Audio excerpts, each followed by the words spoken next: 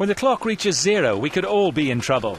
Debt disaster planning is the phrase on the lips of the powerful who run the financial institutions, but they could be powerless to take any action.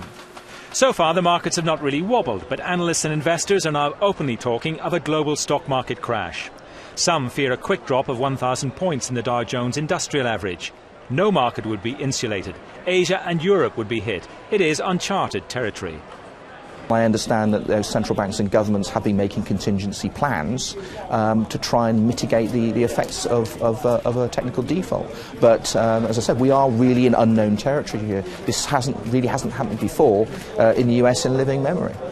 Plunging stock markets can lead to economic recessions. In the worst case scenario, it's predicted the blow from the debt default would be so extreme there would be an almost immediate economic slowdown.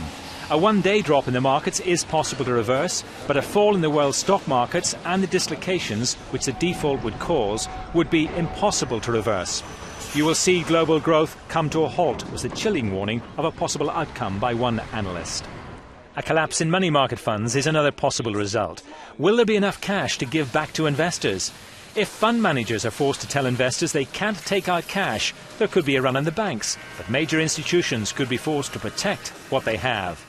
The politicians' posturing may not lead to any of these scenarios, but it has been a bruising time for the dollar, and questions remain as to the extent confidence in the currency has been hit.